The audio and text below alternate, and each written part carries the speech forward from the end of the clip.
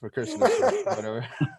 Hey, You know, Dan's never going to drive a Ferrari, like ever. Like, so he wouldn't care. Joe, we have a bet that Dean Jackson's eventually going to show up. What do you think? If he doesn't show up, it doesn't matter. We don't need Dean. I mean, he doesn't. No. So let's see. Is Ben Hardy on? It'd be nice if Ben and, but you know, even if they both don't show up, it doesn't matter because we got Dan. Well, whoever doesn't show up, why don't we just slide Jeff Madoff in there, you know? Exactly. No, Jeff, and by the way, those of you that don't know Jeff is a producer and a director. He's interviewed so many people. He teaches a class at the New School in New York, now virtual, and awesome dude. I've known Jeff for over 20 years. Thank you. And actually, Dan and Joe are in my book, and some really great stuff in there. And I just want to give everybody, a real plug for Jeff, because he's in the process of creating and putting on a Broadway musical that's based on the life of Lloyd Price, who was the great crossover entertainer. He's the bridge between rhythm and blues and rock and roll in the early 1950s. And, very early into the Rock and Roll Hall of Fame, was number one on the charts for a long time. He brought in Little Richard, his first record when he was 17, 18 years old. He just is the who's who history of rock and roll, and he's still alive, 88 now, I think, Jeff. With 87, yeah. 87, great guy. And so Babs and I, had the opportunity to invest in Jeff's play, and the COVID has put it off because nobody's putting on live plays right now, but it's really terrific. And you got blue chip talent for all of your producers, directors, sound technicians, set designers, and everything. And the first play is already scheduled. They just don't know exactly what the date is. But it's been a real pleasure just to be along for the ride, Jeff. Well, thank you and Babs. And it's called Personality. His number one hit was Personality. So if you go to YouTube after this and just listen, it's Lloyd Price, Personality, and that's the name of the play. Yep, you've made me feel so bad for not giving you a better introduction now. Well, you know what, Jeff, maybe we'll come back to you. Okay, so let me get rolling here. Let me see how many people on here. It's interesting. It's seen it peak up keeps adding. So right now we got 419 people that are on, and it's going to keep going up. So I'm curious to see how high this gets today. So welcome, everyone. This is a very special I Love Marketing Zoom meetup. This all started with Dave and Charlie doing these crazy Scottsdale meetup groups, and then the pandemic started, and here we are all gathered together, and we've been doing quite a few of these, and people love them. And I'm super excited about this one because you're about to hear from a couple of individuals that have been absolutely transformative and collaborative to my life, certainly Dean Jackson and all of us. The cool thing, what you're about to witness is one of the greatest collaborations between different individuals. And what we're going to share is how you can do that in your own life, in your own business. I've got Dean Jackson, who we've been doing I Love Marketing now for 10 years. I've known Dean for over 20. I've been in Strategic Coach, which I'll talk about in a moment, who Dan Sullivan is, for 23 years. And then Ben Hardy, we met a few years ago, and Ben has been the #1 writer in the world on medium.com, and just a great guy. I'm going to do official introductions for them in just a second. Dean Jackson, you want to say anything before I officially introduce Ben and Dan? It's all very exciting. 457 and climbing. Here we go. Yeah. Well, you were too slow. Now it's 4. Let's see. As soon as it hits 460, there it is. There it is. Now 460, I can talk. Okay. So, all right. So here's the deal. There's this great book, Who Not How. We're going to talk about this. You can go and buy this on Amazon. I'll have actually Ben and Dan talk about this. We're going to talk about the subject of this book, Who Not How. However, the concept came from, where it started is a conversation with Dean Jackson, talking with Dan, and we'll get into all that. But let me officially introduce who these guys are, even though I know them very well. They're dear friends, and also I work with both of them, so they're great. So Dan Sullivan is the world's foremost expert on entrepreneurship and has coached more successful entrepreneurs than anyone on the planet. Anyone that I know is not at the level of entrepreneurs that he coaches, he's the one. So he's the co-founder of Strategic Coach, the leading entrepreneurial coaching program in the world, and author of more than 50 publications on entrepreneurial success. Over the past 30 plus years, Strategic Coach has provided teaching and training to more than 20,000 of the world's leading entrepreneurs. You saw Bab Smith, who's Dan's partner, and she kind of runs the company. She's on with us also. And then Dr. Benjamin Hardy is an organizational psychologist and best-selling author of Willpower Doesn't Work and Personality Isn't Permanent. His blogs have been read by over 100 million people and also featured on Harvard Business Review, New York Times, Forbes, Fortune, CNBC, Cheddar, and many others. He's a regular contributor to Inc. magazine and Psychology Today. And from 2015 to 2018, he was the #1 writer on Medium.com. He and his wife, Lauren, adopted 3 children through the foster system in February 2018. And one month later, Lauren became pregnant with twins who were born in December of 2018, and they live in Orlando. Could you imagine that? I mean, I guess Ben really had to figure out this who, not how thing. 5 children instantly in that period of time. So welcome, everybody. Really looking forward to this. I want to read something from the book, Who Not How, then we're going to kind of get into it, because this book is incredible. Mostly incredible because this kind of all started in Genius Network, our 100K group, Genius X. But there's this in the introduction on page 5. It says, it takes vulnerability and trust to expand your efforts and build a winning team. It takes wisdom to recognize that 1, other people are more capable enough to handle much of the hows, and 2, that your efforts and contribution, your hows, should be focused exclusively where your greatest passion and impact are. Your attention and energy should not be spread thin, but purposely directed where you can experience extreme flow in creativity. Results, not effort, is the name of the game. So my belief is that everyone's here because you want to get results in your life. And how do you get results? There's a lot of ways to go about doing that. A lot of things that you can learn. And Who Not How, I think, will be one of the most incredible frameworks that you've ever heard. The book will be a roadmap on how to do it. That's why we wanted to have this conversation, because we want all of you, no matter where you're at in the world, what you're doing, what if your business is doing great, or if the pandemic has caused some incredible angst and frustration and despair for your clients, family members, etc. I think this concept is going to be an absolute game changer in how you look and view the world, the work that you do in creating results. So Dean Jackson, why don't you say anything, and then we'll get into talking with Dan Sullivan and Ben.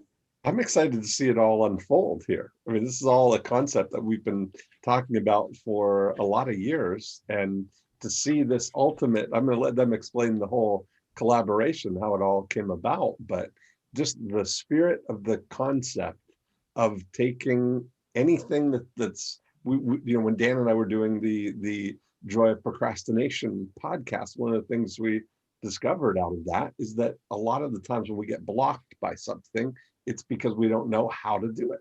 And so there's so many things that came out of these conversations that will kind of unfold as we go here. But just this concept of you don't need to know how to do everything, especially now we've got access to all the who's in all the world. Anything that anybody can do anywhere, you've got access to. And so it's exciting. It's hard to even pin down where to start in a conversation about it, because it's such a big idea.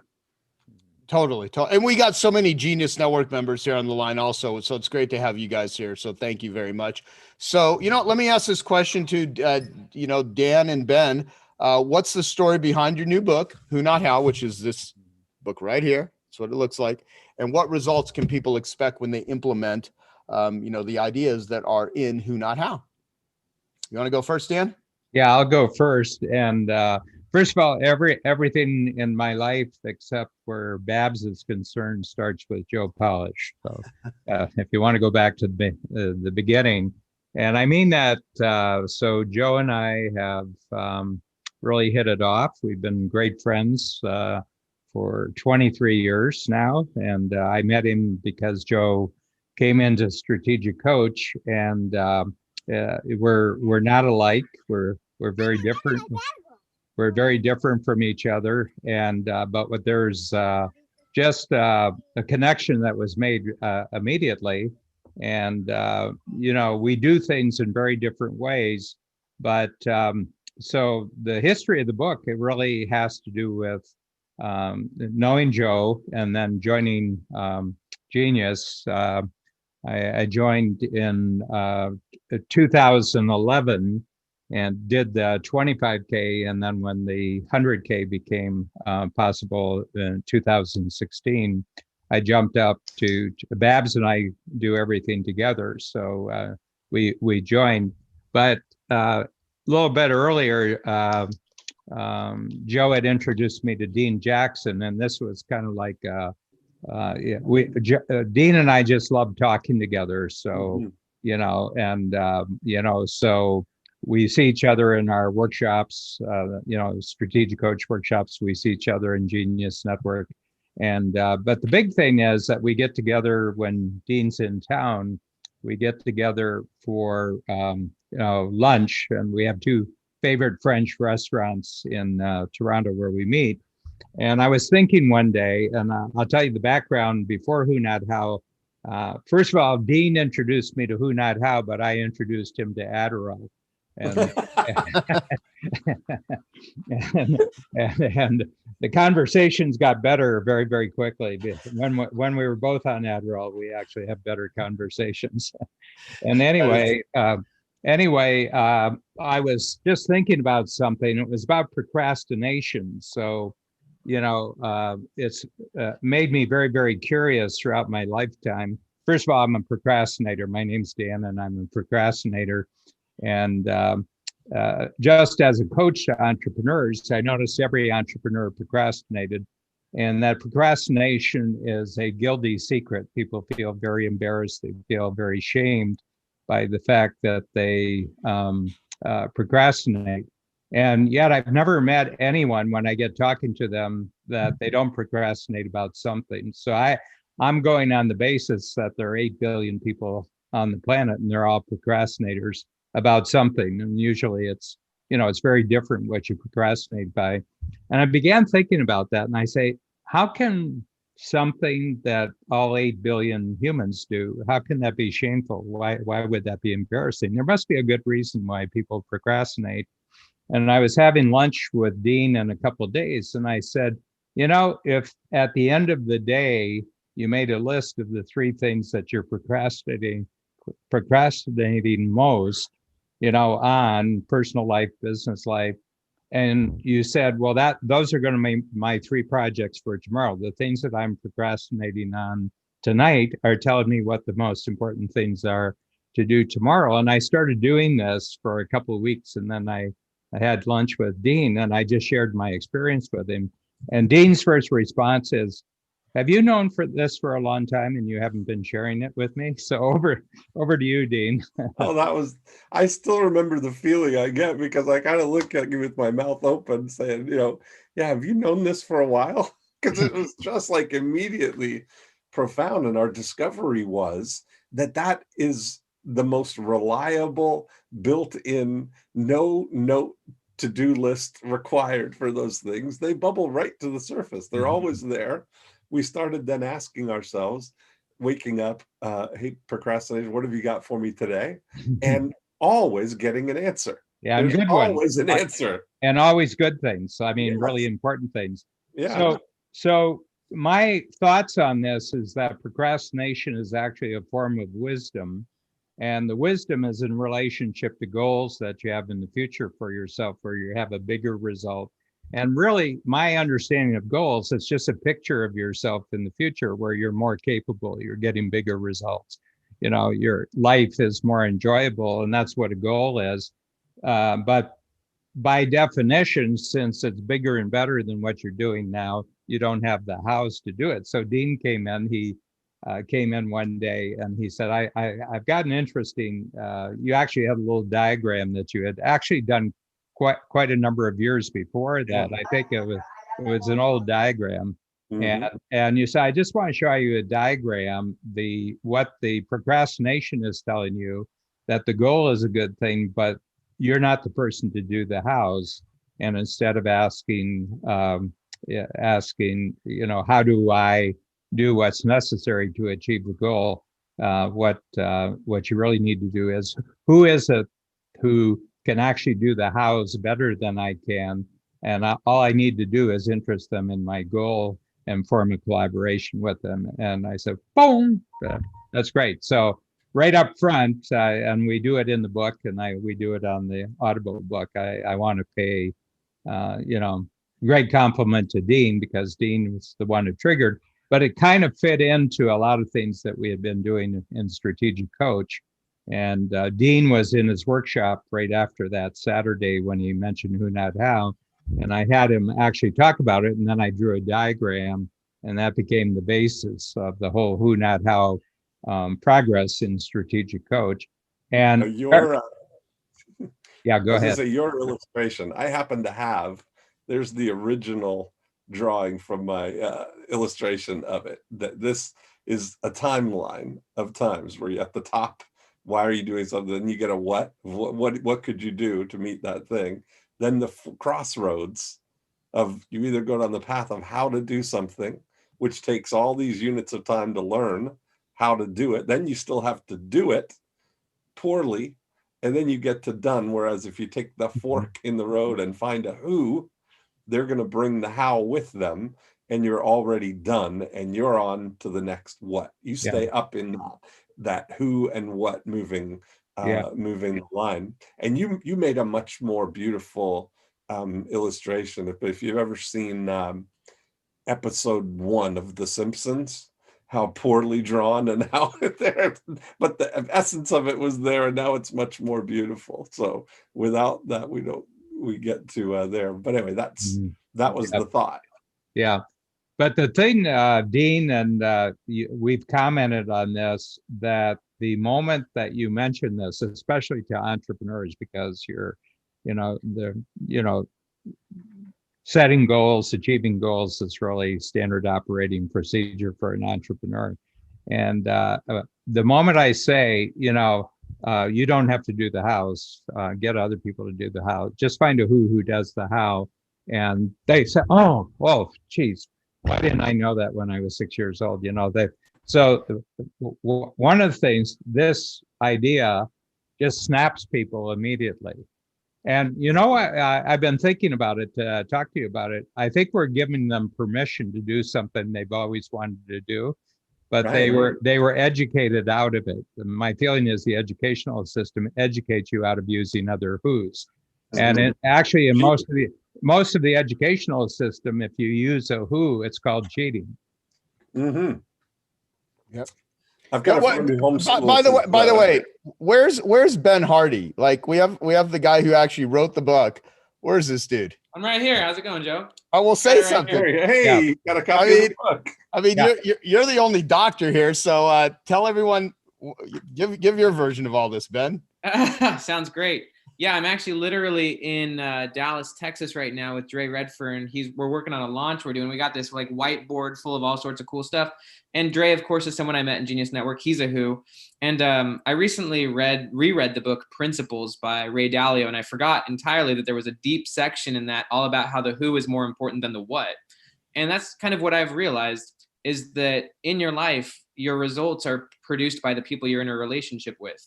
And so once I started actually taking relationships more seriously, and rather than doing everything by myself, because like a lot of people, I was trained to think in terms of how. I spent all my time doing how. I got really good at learning. I got really good at doing how. And I could learn very quickly, and I could produce results very quickly, but I was still very limited by my own time capacity, my own ability to take on so much. And obviously with growing family, I needed to learn how to develop relationships. And so, a few years ago, I joined Genius Network and started, literally I met Dre, who's right here, at my first Genius Network meeting. And at the time, I was still just a young author. I had one employee, and I had never done any huge launches, but literally within 3 months of meeting Dre, I did a launch that was 10 times bigger than anything I'd ever done, because he's the right who. And so that's just the power of knowing the right who's. The who comes with the how. And one thing I love, just as a thought, because I've studied leadership so much, my PhD was in organizational psychology, is that there's so much research to back everything that Dan and Dean and all you guys teach. Like, you know, true leaders don't tell people how to do their job. True leaders provide the vision. They provide the vision and why it's so important, and detail the vision so specifically that the right who comes. The right who comes, and they don't need to be micromanaged. Instead, they're just empowered to do the how. And that's what I loved about this project. So thanks to Dan for letting me write this book. And I guess I want to throw a quick props to Tucker Max, because Tucker Max was really important for this book. And whoever is controlling the Zoom, we might need to like mute people because there's someone hanging out.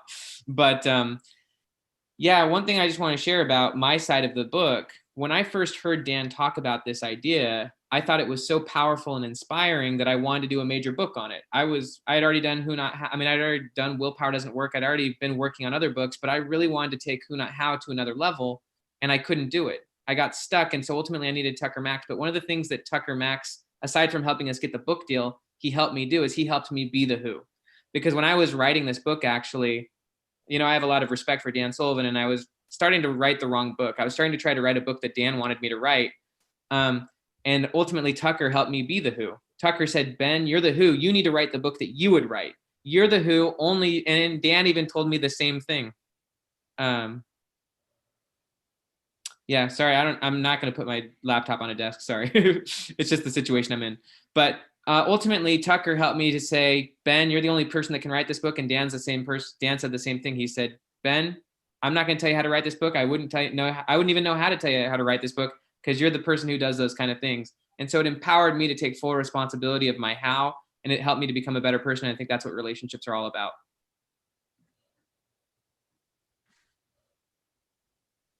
That's where I'm going to stop. It was my fault, Ben. I was talking while I was muted. So, you know, here's what I've noticed a lot. There's a lot of people that want to go out and meet individuals so that they can get what it is they want. And I think all of us, and when I say all of us, I mean me, you, Ben, Dan, and Dean, we're very collaborative. We're very reciprocal type individuals. And I think that is, not only has that allowed me to build so many relationships, but also it's relationships with the right people. Have I developed and been a giver to the wrong people? Certainly. I mean, you know, we invest time, we invest money, we invest energy. I mean, all of us are, you know, those are the things that we can spend. And I joined Strategic Coach 23 years ago because I wanted to get my life together. I heard, you know, Dan talking about these things called free days, and I didn't know very many entrepreneurs that took free days. And I certainly, being a complete workaholic, you know, couldn't even comprehend the concept of free days. Now, you know, I'm taking next year as a sabbatical and having a company that's going to be run by a bunch of who's, right? Because my Genius Network members are going to run Genius Network while I'm on a 1-year sabbatical. Now, what I learned over the years, and this is where it's crystallized in this book. I mean, I think it's taken this many years for this to really be, you know, crystallized in such an important piece of work. And Daryl Sutherland, who's actually on the line, I'm going to like walk away for just a second. And Daryl 3D printed this domino. And, you know, at last year's Genius Network annual event, I gave everyone a domino, and I said, you know, write down the people, the projects, the books, the things that have been dominoes for you, where it started a whole process. And I'll reference certain things at times, but this book in this concept, I hope today is a first domino for many of you that are watching. Even if you know Dan, even if you know Ben, even if you know me and Dean, I want you to think about, you know, how do you need to start looking at how you do work? I think the way that most people do work doesn't work. And even though at times in my life I've had, you know, a multi-million-dollar business and stuff, there's been many years where the way I was doing it was not the right way, and how much time and energy I squandered trying to learn how to do stuff, when if I just would have made a slight switch and asked myself the question, not how do I do this, but who can do this for me? and I operated with my already built-in reciprocal collaborative nature. Many people aren't very collaborative. And so this is really a collaboration. And so I want to ask, like, I wrote a list. Joe, can I quickly throw one thought in? Yeah. I just want to say that there's a full chapter in this book breaking down what Joe is talking about. There's a full chapter in this book about how about how Joe does relationships. Because the thing that Joe always asks is what's in it for them. And so like when we were creating this book, or when I was writing it, because I was coming at it from like, it's not all about me. We wrote it in a way that it was a win-win for everyone. Like that's part of, I think, collaboration is it's not all about you. It's how can you do something so that the pie gets bigger for everyone. And so I just think that you actually teach how to do that better than anyone I know. And so that's why there's a whole chapter of this book dedicated to how you personally do relationships. And so I just want to say that mindset going in is the reason why most people can't create collaborations, is because they're always thinking about what's in it for me. And I think if you come at it in what's in it for the other person, then you can create something that's much bigger than what would have been in it for you in the first place. Yeah. Joe, can I add something to Ben's? First of all, because I'd probably been looking for someone like Ben for about 25 years. So I'm a writer, and I was a copywriter at a big ad agency before I started coaching in 1974. So I'm 46 years in coaching. And over the years, I've written books, but they're just for the people inside the program. And I have a particular voice that I use, and the books are quite small, not beyond 60 pages.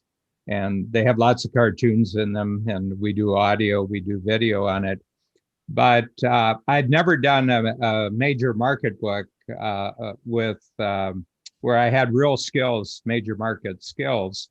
And so it was my very first 100K meeting with, and Ben was there, and I did the who, not how diagram on the whiteboard. And he came up to me, he said, if you ever want to go major market with this book, I'd love to do it. And I said, yeah, I would. And I said, I've actually been looking for someone like you for a long time. I love your writing style. I love your psychological insights. You have a lot of knowledge about testing that's been done, research that's been done that kind of support a lot of the stuff that we're doing. And so we started, but we didn't have a publisher, and Ben's publisher and his agent, this wasn't the book they were looking for from him right off the bat. And Ben called me one day, and he said, would you mind bringing someone else on the team? And it was Tucker Max. So Tucker came in, and Tucker is a great packager of books. He's a great strategist of books. And the other thing is he's got his legal degree more or less in publishing law, and so he's a good guy to have on your side of the table when you're negotiating things. And then Joe had a session on publishing, and so Ben was there, and Tucker was there, but Reed Tracy from Hay House was there, and he talked about the business of publishing. And so I introduced myself to Reed, and he says, I know who you are, but you have a reputation that you're not interested in going major market. But he said, I really like your stuff. And long story short, Ben and Tucker and Reed got together, and they put together a deal for this book. Now, I should tell you, Ben talks about making that a win-win. So I've got a rule, Babs and I have a rule. We only make money one way. We only make money with the strategic coach program. So I don't have any other businesses. I'm not invested in any other businesses. And I don't accept money from any other source, because it tells our team that this is always number one. We have right now we have a team of about 110 team members. We're in 3 countries. So I'm very monogamous in relationship to my company. I don't have affairs. I don't have dates or anything else. I just have one business. So I said to Ben first, and then Tucker, I said, look, all the money that this book or any other book that we do together, all the money goes to you. It goes to Reed as the publisher. And then Ben, you get all the money, and you can have anybody on the team you want, but you're going to get all the money for the book. So if it sells 1 million copies and you get an advance, a big advance, and you get all the royalties, all the money is yours, because we make our money from people reading the book and signing up for a strategic coach. So to me, I want this to be, a great. And so we did that, and we talked to Tucker about it. And I said, Tucker, all the money stays on your side of the line. Now, Tucker got me aside and he said, you're unusual, because he says, usually people want to be an author and they need the money because they want to be where you are, but you're already there. And this is your first book, but you're already where other people want to get to by being an author and going out and talking. And so one of the things for collaboration, you have to have total cash confidence. In other words, you don't need the money. I don't need any of the money and it looks like we got 10 books in 10 years, and this is Tucker's great value as he's been negotiating. And if they sell 10 million books and, it makes $50 million, that money stays on the other side. I don't want any of that money, because if we're selling that many books, we're going to have that many signups for a strategic coach. So one of the big principles, most people aren't cash confident enough to actually collaborate. They have to think about the money right now. I don't have to think about any of the money here. We know how to make money, and even in a very unusual year like this year, we're fine. We're fine. We have great reserves, and we've gone virtual, so our future has opened up because of this year. So I just want to get that in, Joe, that a lot of people just can't be collaborative because they don't have any cash confidence. Yeah, totally. And, what do you think? You can't do a sabbatical for a year if you didn't have cash confidence. Exactly. You in Coach, you've talked about two attitudes that entrepreneurs need to have. And I think for Who Not How, could you talk about those two entrepreneurial attitudes? Because I think they play in to something that's really important, especially for younger entrepreneurs to get and understand this, because it'll help you forge your way through life. Yeah, well, they're just two simple ones. So I personally, since 74, I've coached 6,000 entrepreneurs where I've dealt directly with the entrepreneur. And at any given time, I'm coaching 500 to 600, in a workshop program. And I really interact with a lot of people. And Zoom's actually being, a big jump for that. You can interact a lot more easily with Zoom. And but I said that when you decide to become an entrepreneur, you're making two fundamental decisions. And if you haven't made these decisions, you're not really an entrepreneur. The first one is that I will depend entirely on my own abilities for my financial security. Okay. And most people in the world can't do that. They need someone to give them a job and guarantee their financial security. Entrepreneurs depart. And I have to tell you, it's only 5% of the population, adult population in the world, that ever makes that decision. And the other decision is I will expect no opportunity until I first create value. So you have to lead with that. You have to be the first one to create the value. You can't say, somebody give me an opportunity, and I mean, there's the attitude among a lot of people, I would become an entrepreneur if the government would give me a forgivable loan. Mm-hmm. Yeah. And there's a ton of that. So, I mean, here's the thing too. You said something which I've repeated a million times. I say it all the time. That early on, this is probably 22 years ago, I think I heard you say this, where we're in a conversation and you said, all money earned ethically is a byproduct of value creation. And when it comes to developing relationships and finding who's, if you want to have a lot of who's in your life, just be really useful, just be really grateful, be generous, and be helpful. And if you can produce a result for somebody, produce the result. Don't talk about producing the result. You don't build a great reputation by talking about what you're going to do. You build a great reputation by actually doing stuff. Mm-hmm. And so, I'm the highest referring person in the world to Strategic Coach, and I don't do it because I have some sort of affiliate arrangement with Dan, because we don't. I do it because it's a really good program and it helps people. And the same way that Dan's the highest referring person to Genius Network. And that's what a collaboration is. Whereas in my experience, a lot of people, they think that there's like this limited supply of usefulness that they have, and they're the ones that hold it. And God forbid, don't tell someone else about someone else's useful, book or program or whatever. I mean, yeah, we are telling you to go buy this book and read it and share it, because I know that this book will be helpful to the entrepreneurs that actually do read it and utilize it. And so a lot of people use people, other people utilize people. That's what I think collaborations really are. And so I want to, Joe, can you give the little two-step when somebody can't decide between Genius Network or Strategic Coach? We have a little two-step routine that we do. Yeah, both of us. So if someone asked me, which program should I join? Should it be Genius Network or Strategic Coach? Now, the real answer is you should do both, because they both, reinforce each other.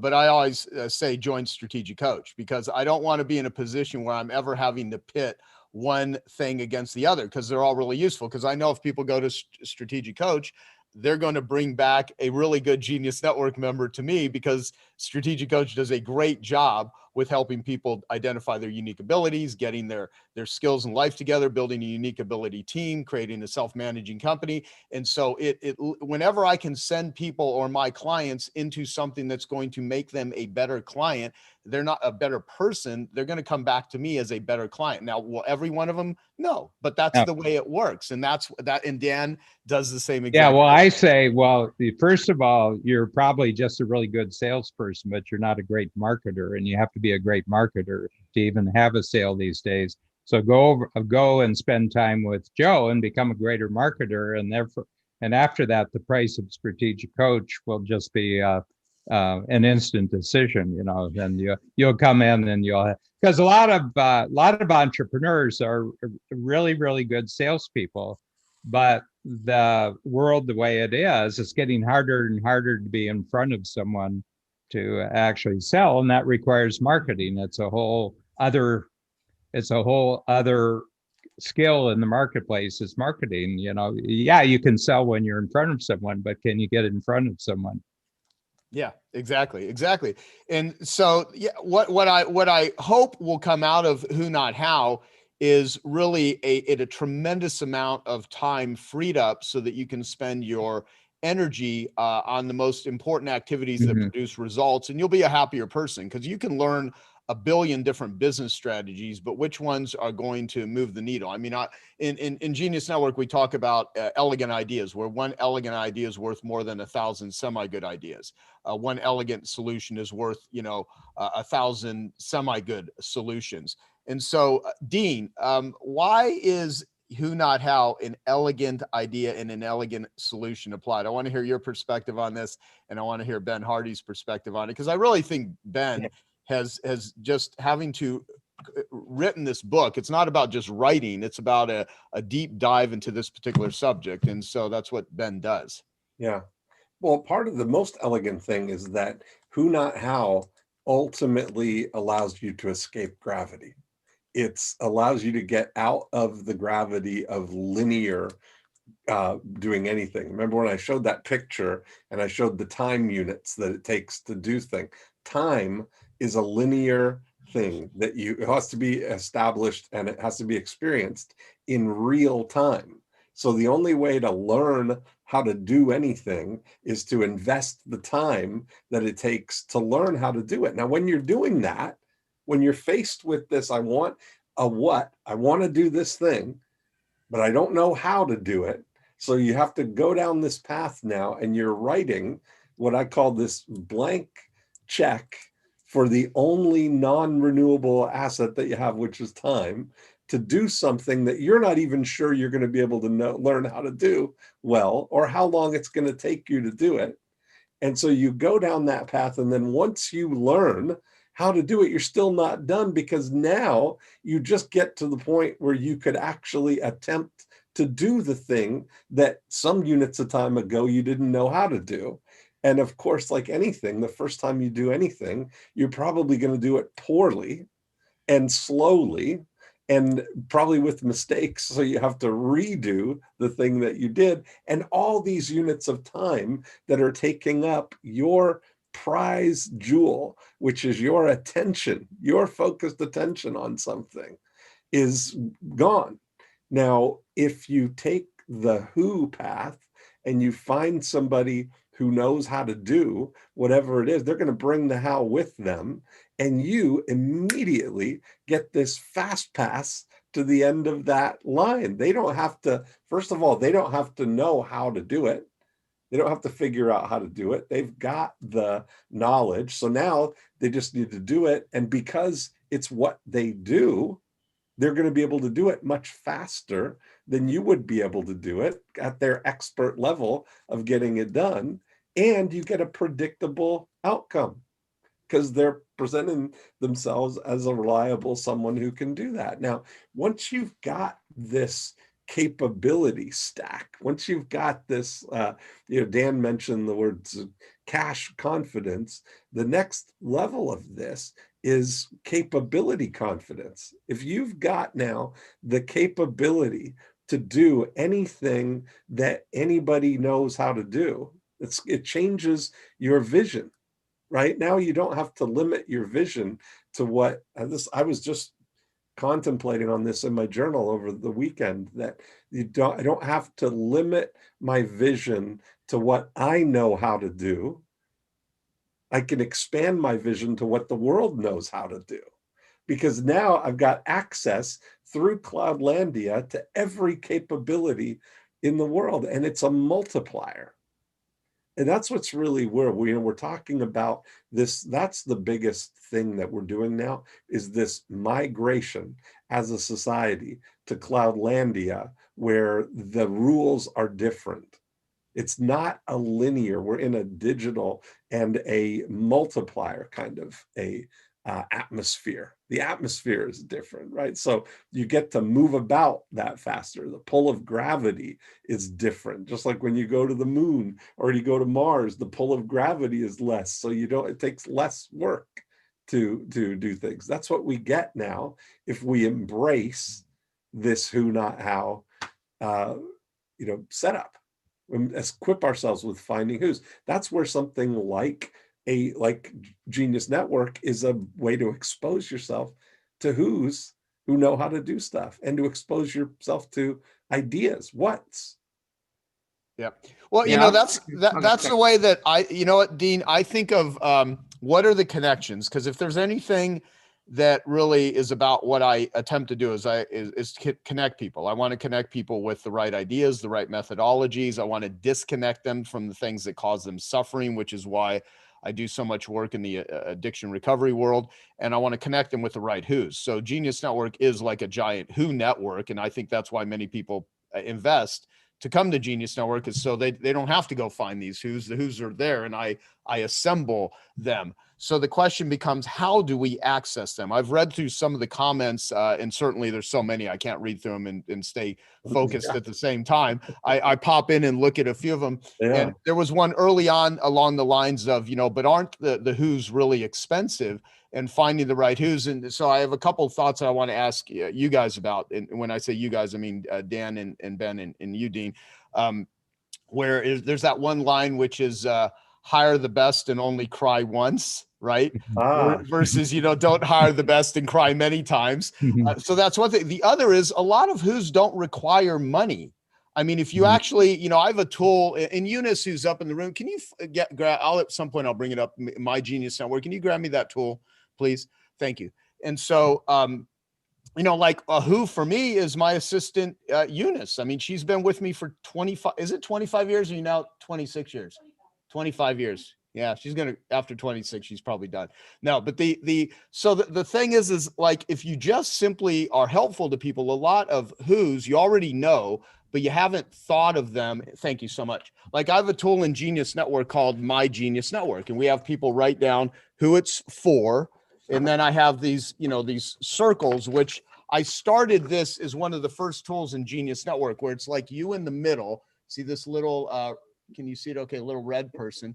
And then there's these circles, and I would have people write the name of, like, if you think of the 8 most important people in your life, you know, who would you put? And then you put the skill or capability underneath. That's one way to use it to identify, you know, who's your genius network. Another way is, say you want to get in better physical shape.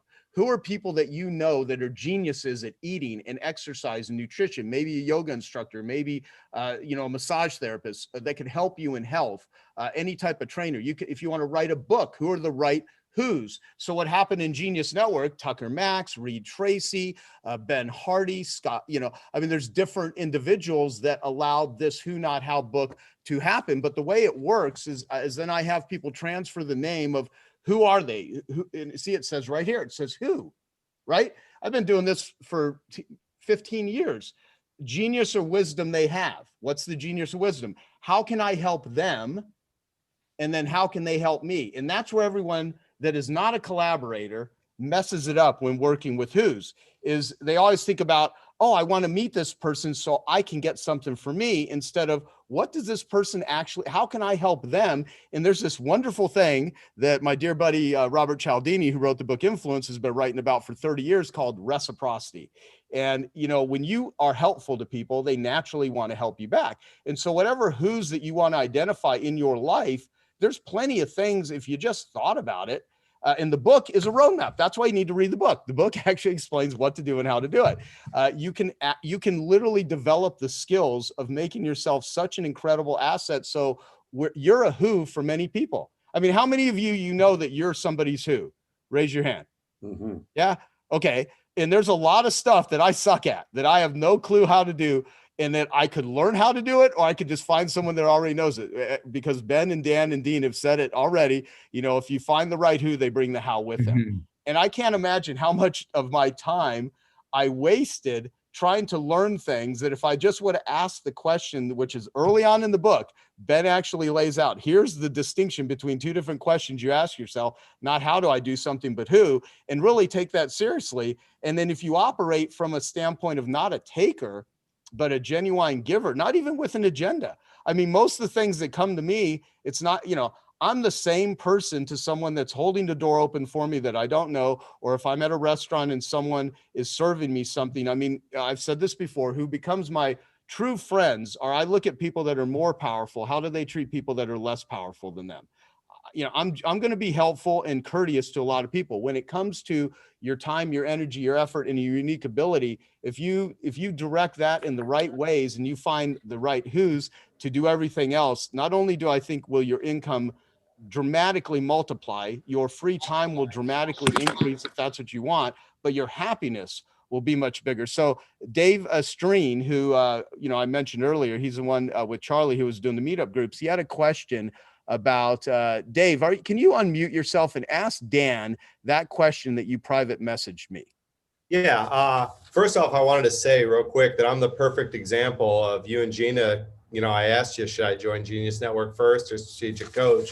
And about 1.5 years ago, you told me Strategic Coach, and I'm so glad you did. I just signed up for my 2nd year, and I told Dan at the morning buffet that before the first meeting even started, that I already got my money back tenfold on it, because the prep work changed my thinking already so much that it's just been phenomenal. And so, yeah, I'm a living story of that reciprocity back and forth between you two. So Dan, my question was if you can touch on a little bit about your concept of unique ability and how that applies to finding the right who. Yeah, I think that, and this is just my experience. Now I have, you know, kind of a different kind of experience because for the last 46 years, virtually all my focus, my relationships, you know, my productivity has been geared just to people who are really outliers. You know, they're not normal people, and entrepreneurs are really outside the norm because most people don't choose to you know, earn their income that way. They're not willing to take the risks, and it's lonely. The other thing is the biggest single problem of entrepreneurism is loneliness. If they're addicted to something, it's because they're lonely. If they're you know, they're unsuccessful in their personal life, it's because of loneliness. And if they get blocked in their business, it's because they don't have anyone to talk to who gets them. They just don't have anyone to talk to them. So what I say is every human being has a unique ability, and it has two features. One is it comes to you effortlessly. It's a thing that's so easy for you, you can't understand why other people don't do it. Okay. In other words, well, that's real simple. You just do this, this, and this, and this. And that tells you it's a unique ability. And the other thing is, it's actually very enjoyable to you. You like being in this activity, but you don't take it seriously because it's easy. And you've been told that if there's no pain, there's no gain. If it doesn't take a long time, if it isn't hard, it won't be valuable to you. And my sense is, well, first of all, that may have been true 100 years ago. It may have been true, but once you have the internet and once you have, as Dean talks about Quadlandia, all the rules of the world change. They change. If it isn't easy for you, then it's easy for someone else. Just find out the person who it's easy for. And right off the bat that if you ask them to do it, they'll love doing it. And Dave, I'd just like to get across a distinction here, because you're in your second year of coach. Who's your coach, by the way? Chad Johnson. Oh, yeah, Chad's a wonderful person. By the way, he has 11 children, and they're all homeschooled. So anyway, the thing about it is this is not delegation. Okay, so I want to make a sharp distinction here that who, not how is not delegation. And a lot of entrepreneurs really hate delegation. And the reason is because the person they're delegating to, they think is not as good as them. They're maybe 80% as good. And then they're going to have to train that person, which they don't really like doing. And then once the person does it, they're going to have to manage that person, which they really don't like doing. And then if it's a failure, then you got to start all over again. So the distinction I like, who, not how, is that you're going to someone who's way better than you. You're not going to someone who, and you don't have to train them in anything. You don't have to manage them at all. What they like is that you're using their skills to achieve your goal. And if you utilize people's skills in an exciting project, they'll even do it for free. Because the world doesn't give them many opportunities to use their skill, and you're giving them a skill. And so I just want to point out that, the biggest who, not how of my life is Babs Smith, who's my partner. So we've been together for 38 years. And just to give you a test of how good this collaboration is, when the COVID started and the pandemic started, our way of making money was completely ended because we do in-person workshops, okay?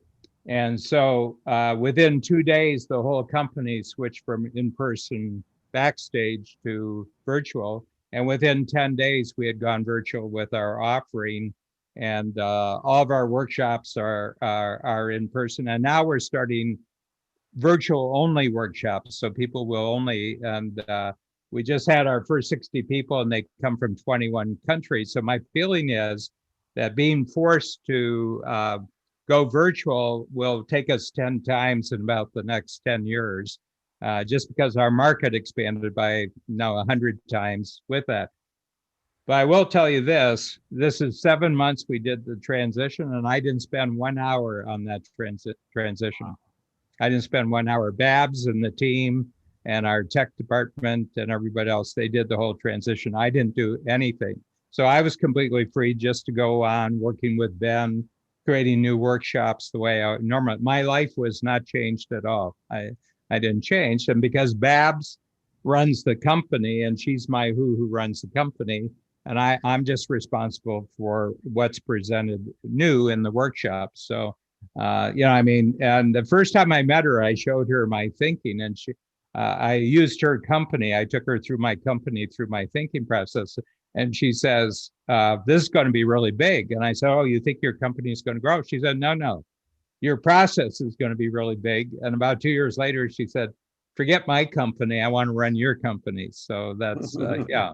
And she's really, Babs is so magical. She doesn't even know what the magic trick is. I mean, she just has a phenomenal ability of putting teams together of people. And, she's created the whole company. I often say, if I hadn't met Babs, I'm just a smart drunk worried about the rent.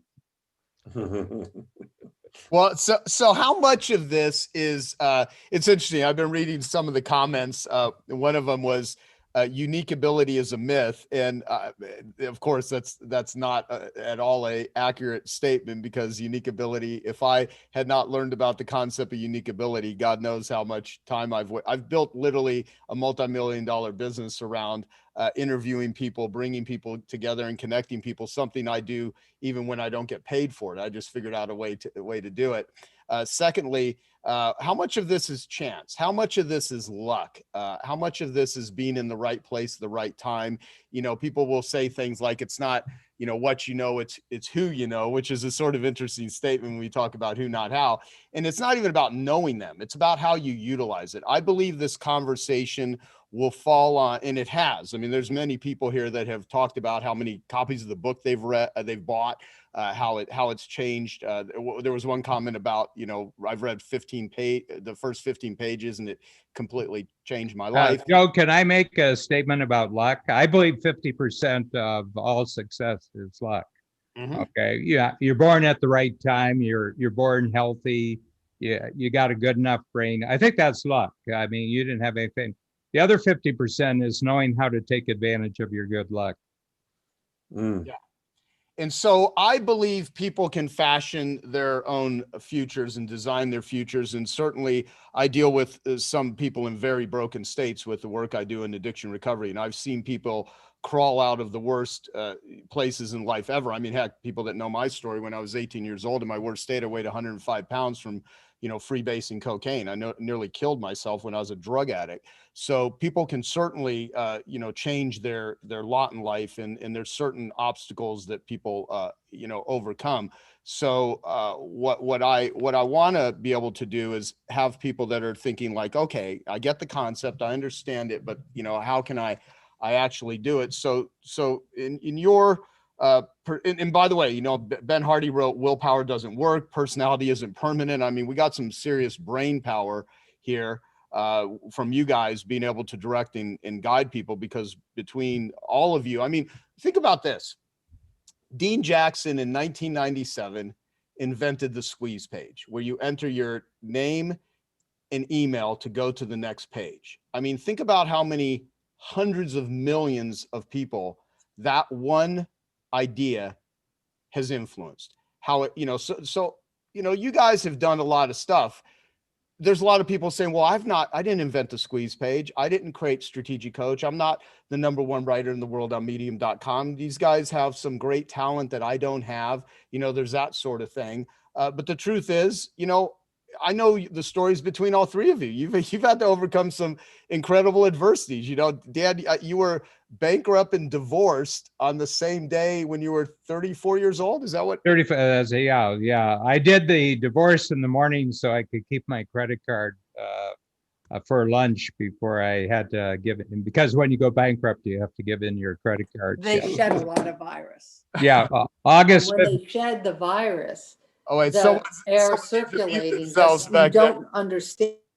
There we go. Yeah, August 15th, 1978. Yeah, and and I had another bag, and it was because of receivables. I had done the work, but people were spreading me out to 30 days, and I didn't have cash confidence, and I went bankrupt. And the marriage just, admirable person, great person, everything else, but I looked at the future and I said, it's not going to get any better. And so I said, let's stop it right now. And so two things. One is that we established a no receivables business in 1984. And I based it on the movie industry. I said, when I go to a movie, when do I pay for the movie? Mm-hmm. And I said, you don't pay for a movie on the way out. You pay for the movie on the way in, and it increases your dedication to the movie that you've already paid for it. So since '84, everything's up front. We never do anything.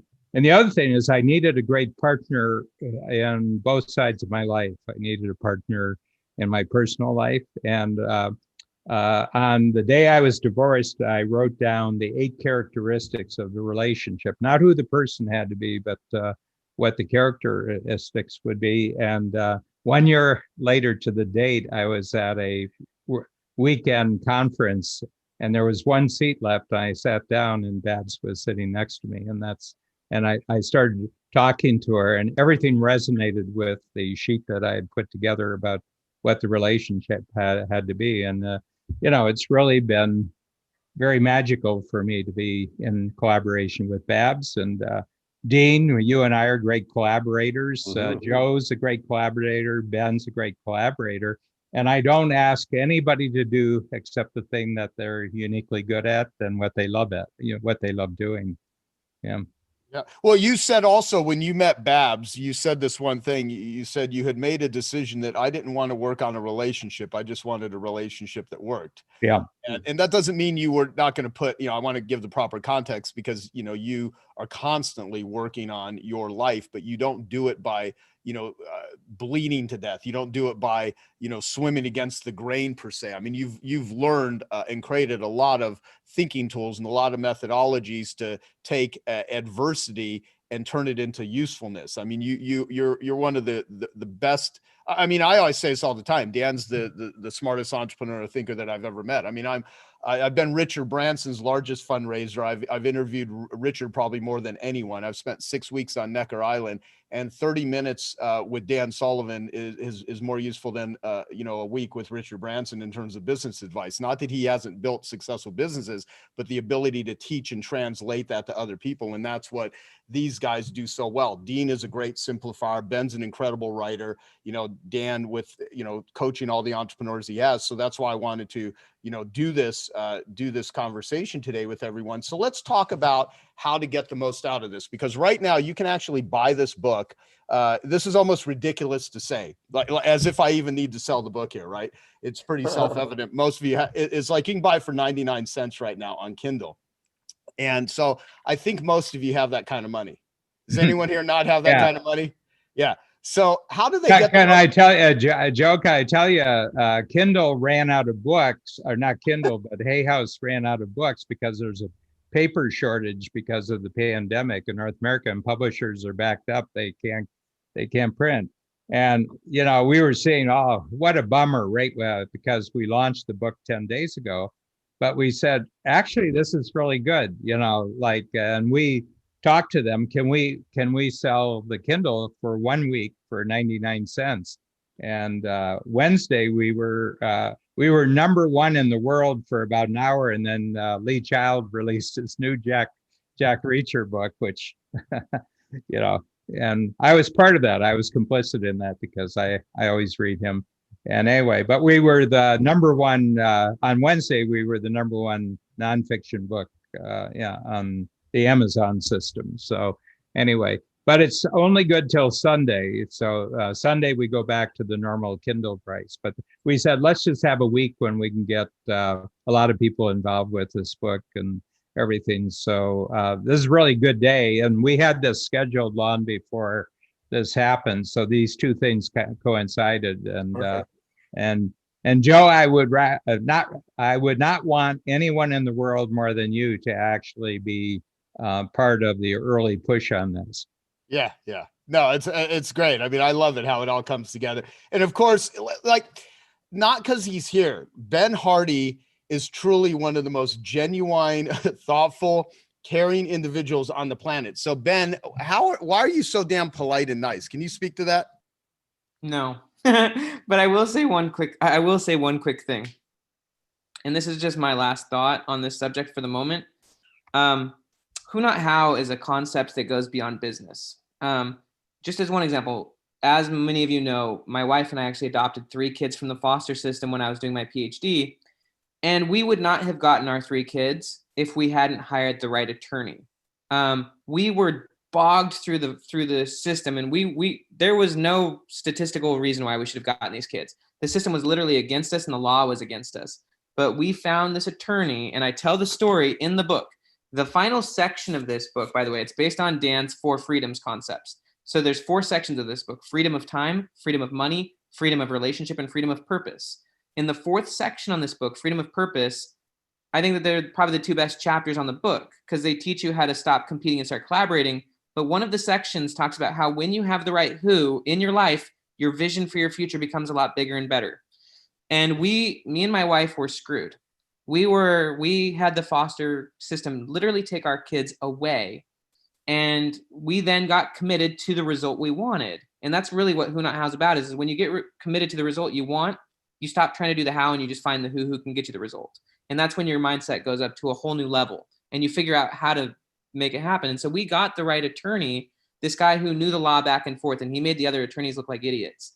And we got our kids, and he literally had to change the laws in South Carolina so that foster parents could have the rights. And so because we had the right attorney, we were able to adopt our 3 kids. And it was that important to us. If we had not found the right who, me and my wife would have never had that huge, amazing part of our life. And so this goes way beyond just business. If you want a result, you need a who. And if you get the right who in your life, then your ability to get the result you want becomes inevitable. And there's a lot of science, a lot of psychology that I obviously break down in the book as far as just taking my kids, for example. My kids' potential, like you as a human being, your potential to accomplish things is not innate. It's actually relational. Take my 3 foster kids, for example, who are no longer foster kids. Their ability to produce results and to learn was so limited in their former context. They were all like 3 years behind in school. They had no knowledge. You put them in our context with us, now they have access to our abilities, our knowledge, our care. We get them with tutors. All of a sudden, they become amazingly capable people. It's not because they weren't capable before. It's because their context limited them. And so the relationships you have with people change your human potential.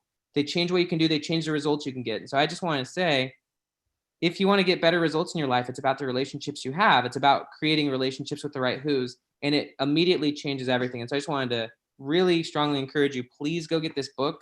I'm grateful for the opportunity I've had over the last 3 years to learn from Dan, Dean, and Joe. And that's why I wrote this book, is because I just felt like the wisdom of these people needed to be shared. And so that's why this book exists. And I really hope you read it, because it's not a long book, but it's perfectly designed to help you completely change your thinking, and it will completely change your results and your freedom. Awesome.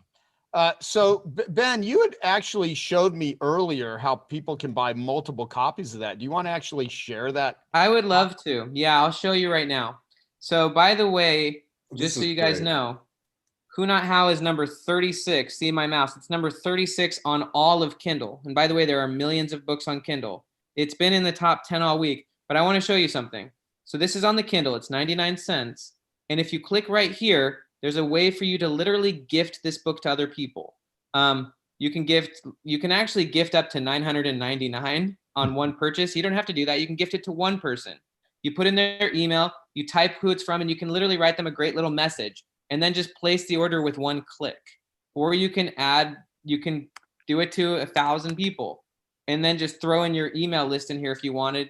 But even if you just gift one person, you can send them a nice little message. They get a really sweet little email that's like a gift package with the personal message from you.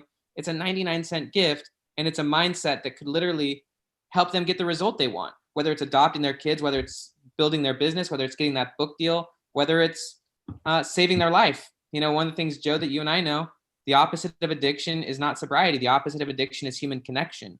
And there's actually someone even on this call, Chris Doyle. I was on Chris Doyle's podcast, who is someone who is very big in the addiction space. And my younger brother was heavily struggling with addiction, and he helped us to get him into the right treatment facility. And so, you know, if whatever the result is that you're looking for, whether it's helping a family member, creating a business, having more freedom, you need a who. And so it's the most amazing mindset. You can gift it to someone for 99 cents for the next 2 days. Yeah, and let me add to that, because I'm a marketer, obviously, and this is how my brain works. So if there's someone that you've identified who is a future who, or has been a who to you, what a great way of saying, you've been a wonderful who to me. I wanted to share with you this book to describe how valuable you've been to me, and I hope you find this valuable. You've literally just planted a seed using a book for 99 cents that you can actually say thank you to someone, and you can set the stage for a better, deeper collaboration. So I'm literally going to send out thousands of copies of this book to people. And everyone in Genius Network, you're all getting a hardcover copy this week. It's coming to all of you because we were able to get some of them before they ran out, and it's going to be in a big swag bag that we're sending to people with all the stuff, because the annual event is next Friday, Saturday, and Sunday. Which, by the way, all of you that are not registered really should go to that and be smart. But anyway, so that is a great methodology for doing it. So Ben and Dan. And even Dean, we can take a couple of questions. Even Dean, like, is it like I want to make sure we don't have Dean's status be anywhere near as elevated as high as Dan and Ben right now, because frankly, they're better people than Dean. And so if we have a hierarchy of just good humans, no, I'm totally kidding. So Dean, how does someone get the most out of the conversation we've had so far in the book? Why don't we start with you? I was going to say literally. So I would, I thought Ben was going in a different direction when he was talking about it's not just about business, because I particularly like chapter 4 of the book, and where we talk about the freedom. Time is time. And when you can have a who to remove yourself from all the things that take up that time that you would rather have invested in other things, it's a total freeing experience, So I think that's a good place to start. That's looking at everything that you're doing, Yeah. So Dan, any suggestion if you were to say, okay, here's the best way to engage and interact with this concept that we've not talked about so far that you think would be most useful to everyone that's here with us?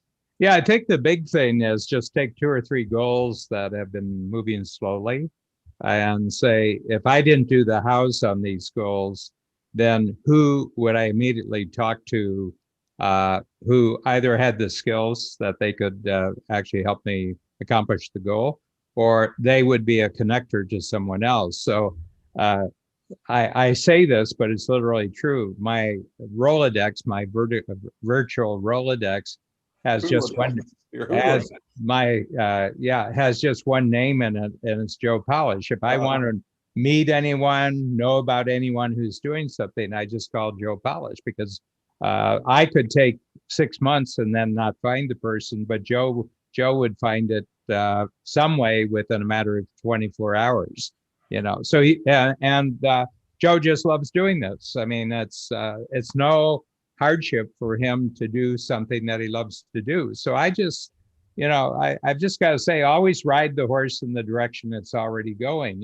Just find what people love doing, what they're really great at, and build them into your bigger future. So, that's what I do. I don't want anyone doing something for me that's a hardship for them, that's difficult for them, that's a sacrifice for them. I want it to be a joy. I just want to be surrounded by people joyfully expanding their skills on a new project.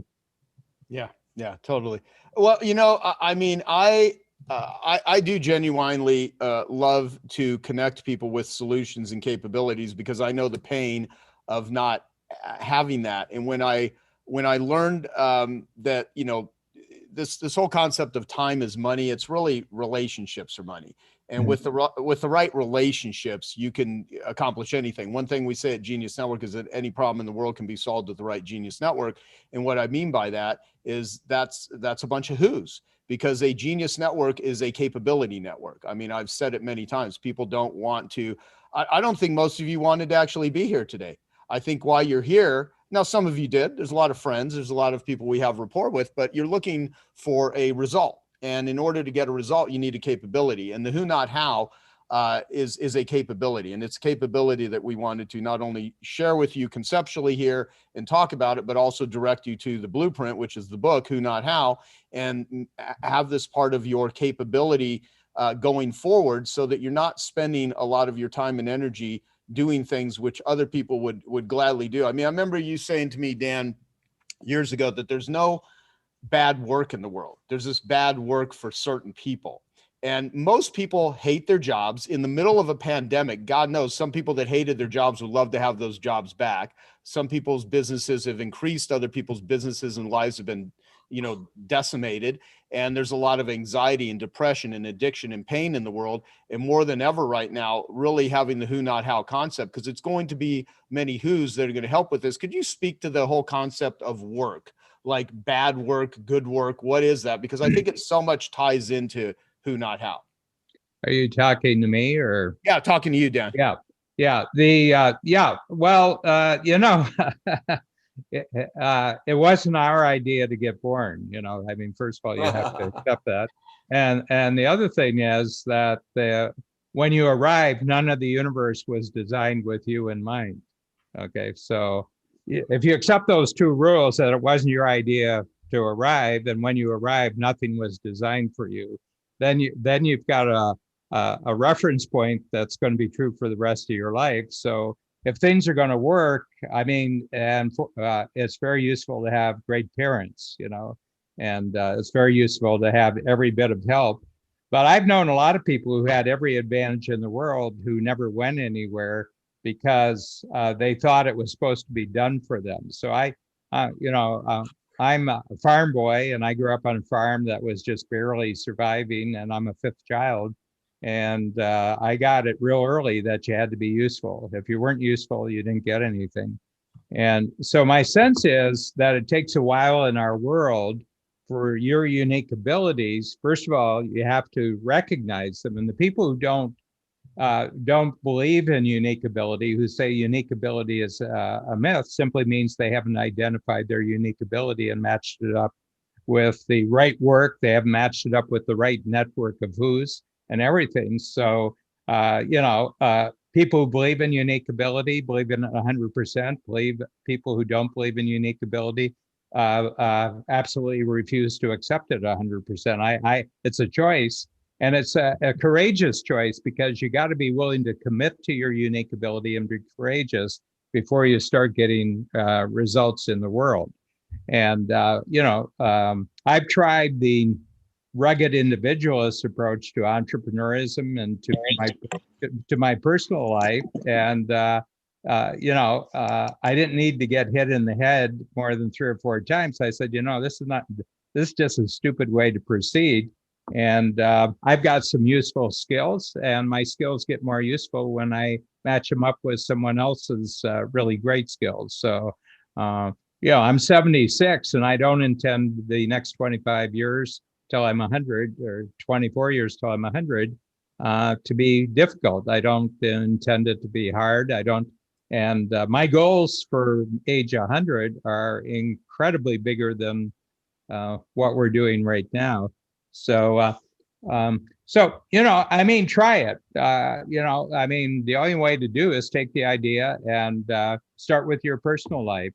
If there's part of your personal life where you're doing work you don't like, hire somebody or get somebody in to do it. You don't have to hire them full time. And, maybe it's 4 hours a week, and just see what it feels like to have somebody else who's really good at something to handle part of your life. You can do this bit by bit, but after a while, you realize that your financial goals are so you can hire more who's. So all my financial goals are hiring more who's, skilled who's. The greatest freedom in my life is to have better and better who's in my life. So how much is that going to cost? Whatever it takes. So my goals keep going up, and I'm not hiring who's to get to my financial goals. I'm getting to my financial goals so I can hire who's. Mm-hmm. I love that. And so you did say because ultimately, I mean, what I first heard the definition of an entrepreneur from you. So the first recorded use of the term entrepreneur was a French guy named Jean-Baptiste Say in 1804 that said an entrepreneur is an individual that takes resources from a lower yield to a higher yield, from a lower level of productivity to a higher level of productivity. So anything that is going to take you from here to here and make it better is entrepreneurial thinking. And so this is literally offering you the ability to think entrepreneurially when it comes to other people. And what are the different types of freedom, Dan? Because there's a lot of there's a lot of bullshit related to success. I mean, many people think of success as just making a lot of money, and we all know people that are miserable humans that fleece people that aren't very happy, that have financial they have money, but they don't have wealth, they don't have physical wealth, they don't have relational wealth, they don't have spiritual capital. There's all kinds of other things. What does freedom mean to you in the context of entrepreneurship? Yeah, well, because I've coached entrepreneurs for 46 years, I often notice the complete misunderstanding of entrepreneurs in the non-entrepreneurial world. They just do it for money. And I said, it's really interesting because that's not been my experience with the 6,000 entrepreneurs that I've coached, and we've had 20,000 in the program with the other coaches. And my belief is that entrepreneurs are mostly motivated by freedom, and it's freedom of vision, freedom of decision making, freedom of action, and they can't do that if they follow an employment path in life. They know somebody else controls their time, somebody else controls their activities, and somebody else controls their growth and their promotion. So they choose a path, a risky path at first, to gain freedom of their time. And when you have freedom of time, as Dean said, in his remarks about freedom, is that you find you have freedom of money. So the more time you control, the more you can make money that is bigger and better money than other people. You put freedom of time and money together, then you can control your relationship networks, your personal relationship networks, your work relationship.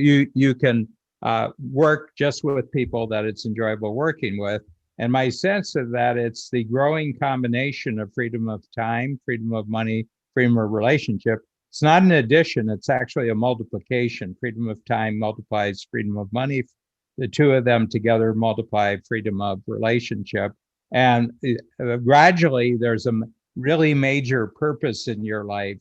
And it has to do with freedom of, you're free to actually create good in the world and value in the world on your own terms, and you can choose it. And my sense is that it's not been really easy in most of human history to do what we're talking about here today, but I think the last 50 years in particular have really freed up entrepreneurs. I think the combination of the virtual world and entrepreneurism is a major exponential event on the planet. And I think that anyone who wants to be entrepreneurial and has good instincts about using the virtual world can really grow exponentially. But don't be doing things you don't like doing. Find the people all around the world who can do all the hows that you don't like. And I think it's exponentially easier now, if you know what your purpose is, to find the who's who will assist you in your purpose. So that's, and I'm experiencing that. It is just incredibly easier to do what I do today than it was 10 years ago. Incredibly easier to do what I was doing 20 years ago, and I'm happy. I'm really, really happy. I've got my happy on, so I wear my happy all the time. Yeah, but Dean, we talk about this. Dean and I have a podcast series, probably every couple of weeks anyway, right, Dean? That's right. In the course of things, it's called Welcome to Cloudlandia. And we talk about the difference between the mainland, which is controlled by the laws of gravity, and virtual reality. And Dean has the greatest collection of great entrepreneurial stories to talk about how people who are in their teens are producing billion-dollar companies and producing $1 billion of results just because they're following who, not how, multiplied by virtual capabilities. Yeah, and they wouldn't call it that. They don't know it, but I'm observing this. Once you have a formula now, like we've got, that you can observe it and you see how that's what's at play. Yeah. That's what's Yeah. happening here. Yeah. Mm. Yeah. You know, let me mention this too. Okay, so some of you, we've got some new people here that I've not seen before, and a whole bunch of people that we've seen many times, many that have been longtime listeners to I Love Marketing, which is great. This will be also on YouTube as a video if you want to rewatch it. This will also be put out as an I Love Marketing podcast. So if you currently don't subscribe to our podcast, I Love Marketing, wherever you listen to podcasts, go and subscribe to it. Also, like Dean and Dan just mentioned, Welcome to Cloudlandia is the podcast that Dean and Dan do together. They also did one called The Joy of Procrastination, which you could also listen to that and subscribe wherever you listen to podcasts. And I also do a podcast with Dan called 10X Talk. It was the first podcast that Dan started doing, and it's fantastic. There's so many great episodes on everything related to business. We also have an interview on there with Ben and Dan. And were you on that one with us, Dean, the one we did on 10X Talk? I can't remember. No, I was not. Mm-mm. Okay. Yeah. So it's probably a lot I must better. have lost the invitation in my inbox. Yeah. No, I think Ben said we don't want Dean on this one. I think that's Right. how that played out. No. So subscribe to those podcasts. Also, I'm going to have Ben and Dean and Dan at this upcoming week's Genius Network annual event. I'm going to share a screen just to What's give next you guys. week? Holy cow. Yeah. Next week. That's it right there. So can everyone see that on the screen? There you go. Write that down. The most important URL that you're going to have in the next 10 seconds. So it's Friday, Saturday, and Sunday. It'll be from approximately 8 a.m. Pacific to 2 Pacific. So that'll be Friday and Saturday. And on Sunday, we're going to do a half day. And I've got Dan Sullivan and Ben. Dan's going to take everyone through a thinking tool. This will be virtual. So we're doing this virtually. And so if you have to apply to go to it, it's not a inexpensive event. It's expensive, but it's worth it because it's really powerful. And we will bring some of the best who's on the planet there, all kinds of cool stuff. So if you want more from Dan and Ben and see Dan take you through a thinking tool, that's geniusnetworkevents.com. I'll ask someone on my team, Gina or Tarna or Denise or whoever, to put it in the chat. I don't know how much time Dan and Ben you guys have. We can take some questions, or if you need to run, we can do any final thoughts. Yeah, I have Nick Nanton at 3:00. So 3:00 Toronto time. So you got a few more. You got a few more minutes. Yeah, I've got 15 minutes. 15 minutes. Thanks. Just want to thank you, Joe, for this. This is fantastic. Absolutely. I mean, I want everyone to go and buy copies of this book. I want you to read it, and I want you to give us your comments when we do future meetings. And I will. And after everyone reads through the book, we will be happy to have Dan and Ben and Dean, of course, because when I go on my sabbatical next year, I'm not around. So this is going to be happening with all of the different. Dean, by the way, is going to be taking our Genius Network members through a whole training on how to utilize email marketing and offers and everything. And so when it comes to finding a who, what is the next step now, Dan or Ben? What's the first thing if you ran everyone's life and would wave a magic wand? What's the next action you recommend people take? You've already talked about some by finding, some goals, some things that you want. Anything else you want to speak to on that? Well, I just do a quick thing because Ben built this into the book. And that is that in Coach, we have a main tool, which is called an impact filter, where you identify what you want in such a way that other people can really get it. And that's actually included in the book. And but what it does, it simply says that that you have a project in mind and you say what you want to achieve, the importance of it to you, and then the ideal result you're looking for. And then there's a section where you say, this is the best possible result. So you say it's done and it's fantastic. And you say, on the day this is done, what does this look like? And you identify up to 8 measurable results when the project is done. And once you're finished with that, you go and say, what's the worst result if I don't move forward on this? Because when you get engaged with a goal and you're emotionally committed with it, and you don't act on it, you've set yourself backwards. It'll be harder for you in the future to actually have a bigger and better goal that you act on. So when you commit to visualizing the goal and writing it down, it's serious business because your brain takes it seriously, and it wants to know why you're not moving forward on it. And then I type this up. It's a writable PDF, or you can write it in Purpose. And I run my life with impact builders, and so and then what I do, I said, now who can I send this impact builder out to and talk to them about my project? And invariably, within a matter, if I send it out to 10 people, within about 2 or 3 days, I've got the entire team put together. And my job is just to maintain the focus on the goal, and other people are actually doing the goal. So I write a book every quarter, but I have 10 people on my team, and it takes me roughly 25 to 30 hours to write a brand new book every quarter, because everything else is handled by a 10-person team. And so people, how can you write a book every quarter? And I said, don't do much of the work. Don't do much of the work. Yeah. Right. Don't do much of the work, And so, well, I would say that Ben and I creating the Who Not How book over the past year has cost me 50 hours. Which, and think about what that return. Well, here's the thing. Okay. This is something I want to say something too, though, that if we really go back to the thing, I think I've pulled off the ultimate Who Not How here.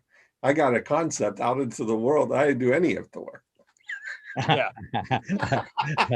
Yeah, and you're the first one mentioned in the book. That's right. Yeah, you're the first one, and I always say this is not my idea. This is Dean Jackson's idea. Yeah, and so but to me that's collaboration, Dean. Absolutely. I look to you for simplification of ideas. And an idea, this is part of my thing, is an idea like that is not diminished by someone taking and expanding on it. It's multiplied. Yeah. And it doesn't take anything. People are so guarded and precious around their ideas. Well, and people don't mention where they get their ideas from. Right. I said that's part of my collaboration, Yeah. is where I get my ideas from. Yeah. And I get my ideas from a lot of different places, but you tend to be a very, very good place. I'm a gusher. You're a gusher. You are a gusher, Dean. Yes. Well, I've always liked the most expensive information in the world is bad information, right? And so the most valuable information is things that's an investment. Everyone here is going to invest their time, their money, their energy. And so I hope that this concept helps make you a lot of money. I hope it makes your life incredibly more valuable. And what is the value of an elegant idea that changes the trajectory of your life? And so I'm going to demonstrate a way that like right now. So some people needed to run, but we still got a lot of people on. I'd like you to write in the chat the aha that you got or the insight. And so I'd like you to start with either aha, AHA dash, or insight dash. And I'd like you to put in the chat, because I want Dan and I want Ben to be able to read what this concept means to you. What have you gotten out of this? What does Who Not How mean to you? What have you learned? What have you discovered? How has this changed your perspective? Let's take a minute and write that into the chat right now. What's your aha or your insight? Start with aha dash or insight dash, and go ahead. Let's take a minute to have everyone write it down. And you can read them as people post.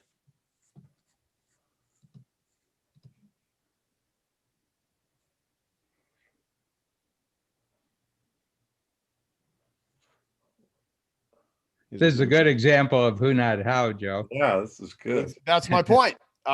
You're all the who's right now helping us see what you got out of this. Yeah.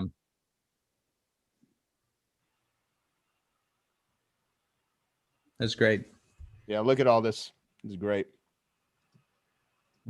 Babs is going to have to do a head check on me after this. Dan Sullivan's comments that it takes courage to express one's ideal. Yeah, there's so many good ones here. Who is not delegation? Yeah. Value before opportunity. I need to trust others. How to integrate who, not how into our marketplace software. The context changes relationships. Business is creative. And Monica, you sent it personally to me. If you want to post it to the whole group, just take your awesome comment and repost it.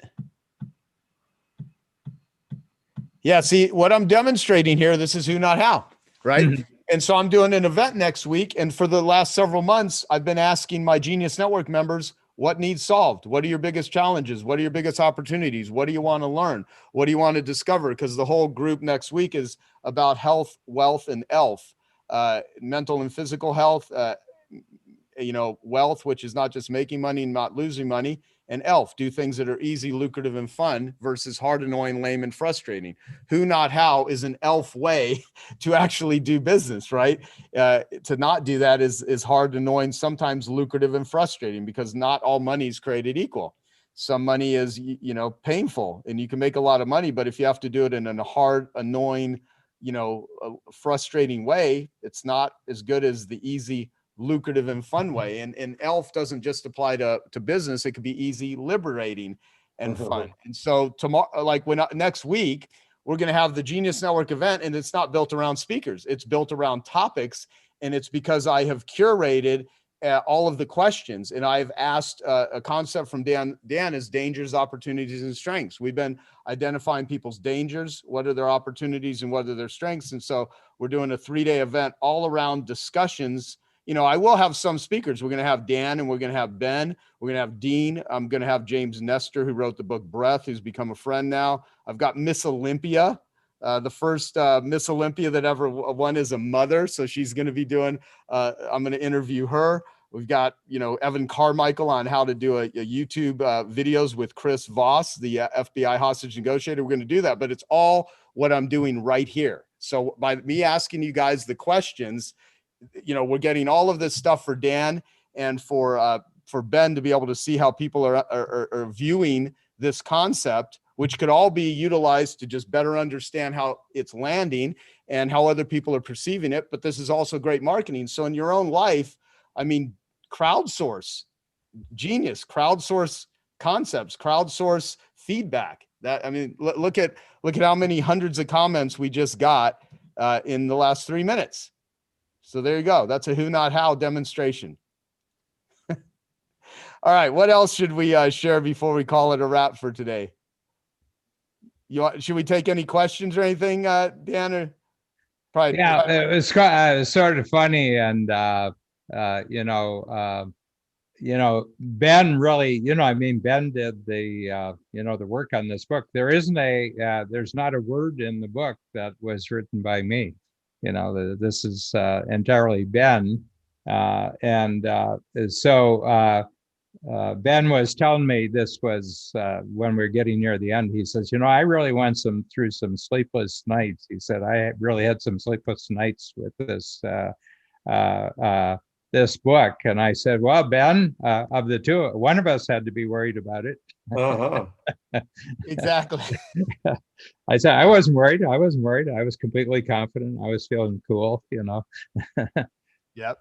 But I could never have written the book. I have to tell you, I read the book and I said, I couldn't have written this book. It's just not within my bandwidth to make this so applicable to everybody who reads the book. I said, I don't have the ability to do that. And that's the reason why I've never done it. Yeah, totally. So we'll take one question. If someone has a burning question that you want to ask Dan, go ahead and blurt it out.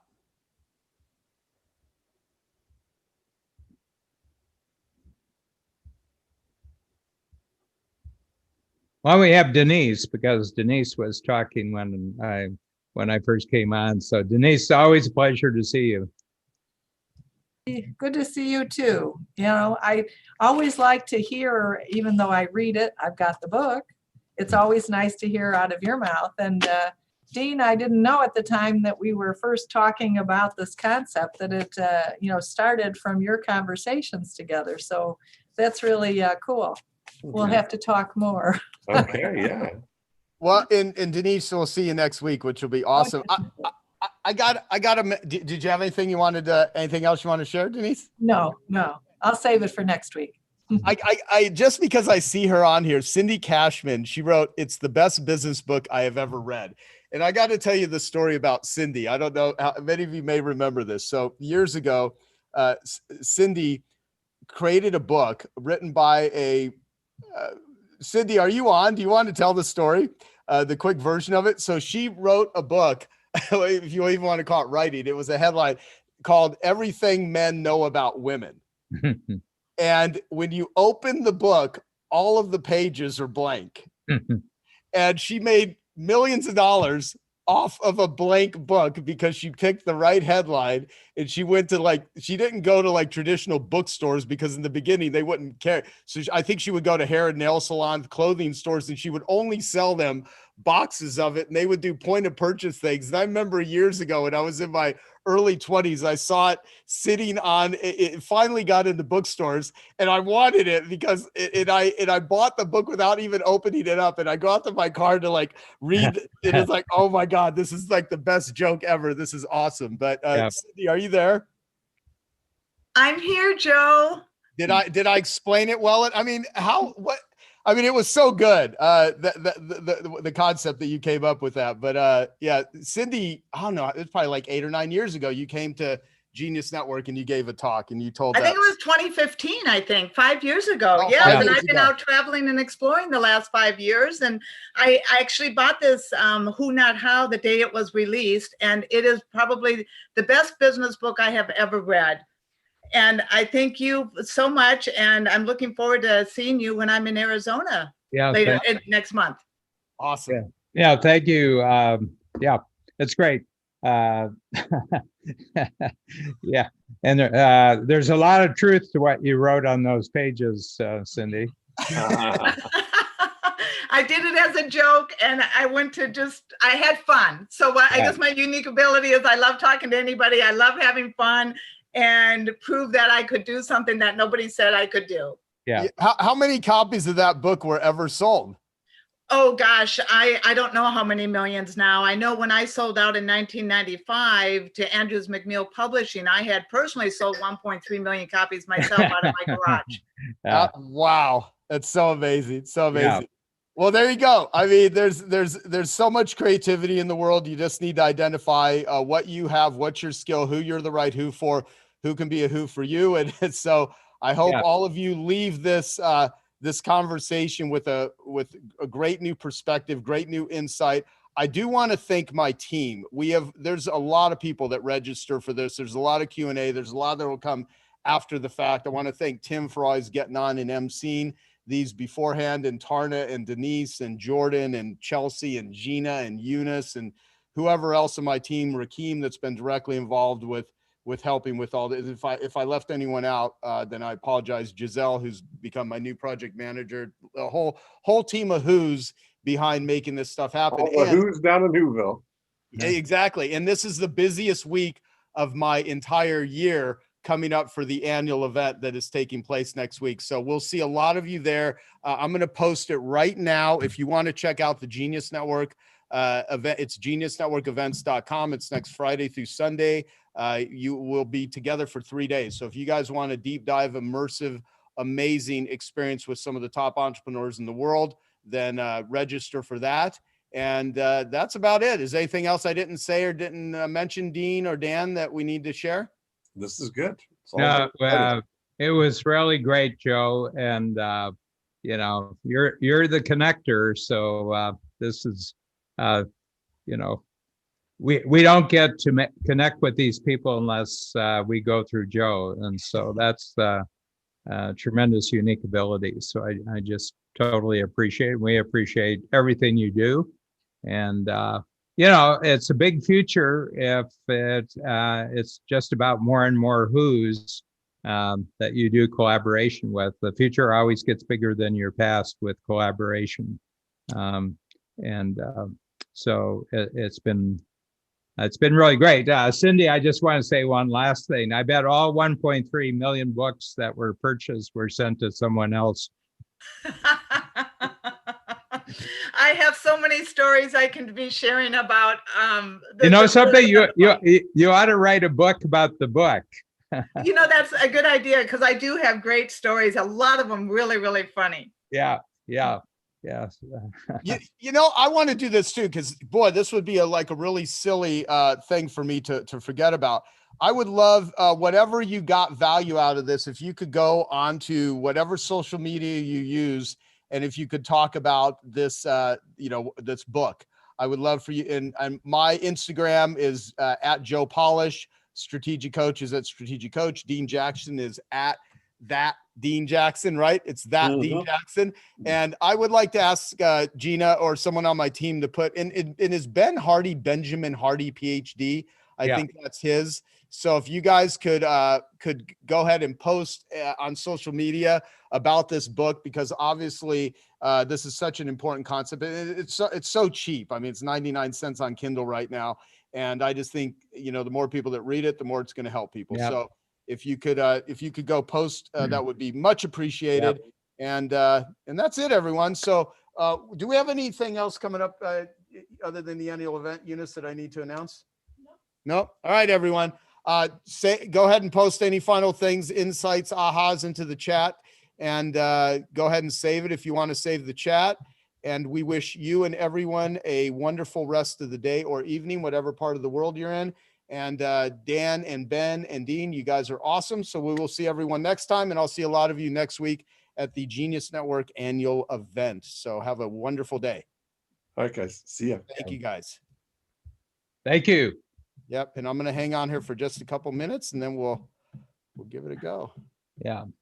This was superb. Thank you. Thank you, Joe. Absolutely. And I can't wait to hear everyone's comments on the on what you get out of Who Not How. And then when you do that, we'll do a follow-up at some point in the near future with that'd be terrific. Yeah. And this has got real viral. We're noticing already that this is real. Everybody you want to collaborate with, you ought to send them a book. Exactly.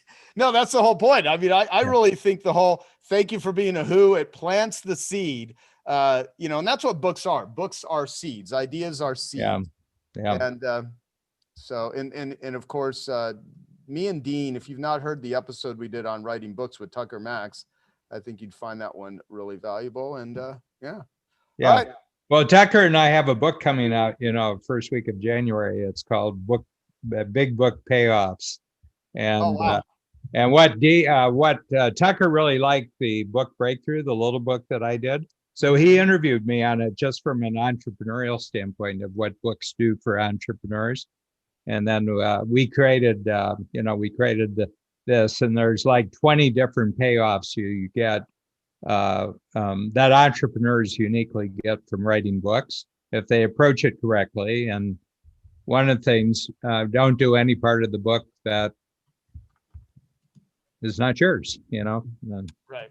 Exactly. Exactly. So Tucker wrote the whole book. That's great. Well, my book with Hay House is it's almost done. So I've got a book on doing relationships, but because I'm going on a sabbatical next year, I said we can't release it till 2022. So that's okay. That's okay. Yeah, I'll probably do with like many Genius Network members, and then with people that are really deep in the funnel, we'll try to get a pre-release copy to them to just get the reader feedback for any final edits and stuff like that. So yeah. Awesome. Who's collaborating to communicate all this wonderful knowledge in French? Hay House. Yeah, exactly. Yeah. All translations and everything are handled by Hay House. Yeah. It's a beautiful world when you just get all the collaborations out. Hey there, Dr. Jamie Hope. What's up? So Jamie, great session. Well, thank you. How does an emergency room physician utilize this sort of advice? You know what? If you come in and you're crashing, I'm the who you need. Oh, yeah. I know how to do it. But if I diagnose your appendicitis, I know that I need to get you to a surgeon to take it out. So we use this everywhere. This is universally applicable. Yeah. Jamie is Dan Sullivan. How are you? Hey, Dan. Good. How you doing? Yeah, really good. And you're in Detroit, right? Yeah. Yeah. Yeah. Yeah. Babs is from Woodward and 9 Mile. She was, yeah, that's where Ferndale. She grew up in Ferndale. But Nice. I've been under general anesthesia 10 times in my life, for usually orthopedic. I had cancer and everything. Yeah. And I love hospitals. Oh my God. I love hospitals. I love going into surgery because of the teamwork. There's just enormous teamwork around you. And if you're, and what I've noticed is if you're an appreciative, patient, you get a lot better care. Like if you're very grateful and everything, and you know, and especially if you're in for a couple of days, then you're always friendly with the nurse and everybody comes around you, because you're contrasting to all the grumpy, complaining people in the hospital. So, you know, and it's really good. But yeah, you know, I just went through cancer surgery almost, well, to be 4 years ago on Sunday at Northwestern University Hospital in Chicago. And Dr. Edward Schaefer is the department head there. He was my doctor. And of course, they have double duty because they're part of Northwestern, and then they have teaching. And just the greatest communicating doctor I've ever had in my life. And so they didn't completely knock me out before they took me in surgery. You know, I was just real relaxed, and he took me in. And he said, I want to introduce you to everybody on the team. And everybody came around. You know, we're going to do our best for you and everything else. But he did it with a Da Vinci robot. So he was across the room.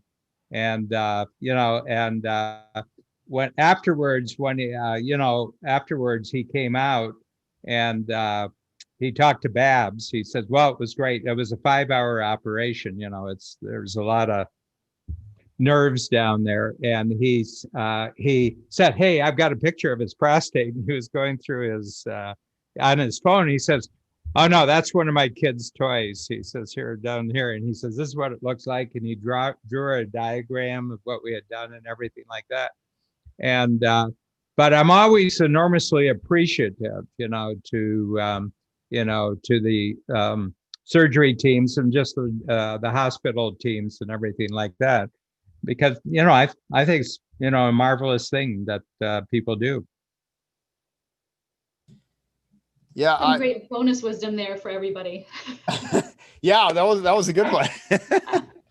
All right, guys, we are out of here. Have a wonderful day. Thanks again, Dan and Dean and everyone else. And we have a good day, and we'll see you next time. Thank you. Thank you, Joe. Thanks, guys. That was amazing. Thanks, Joe. Thanks, Dan. Thank you. Yep.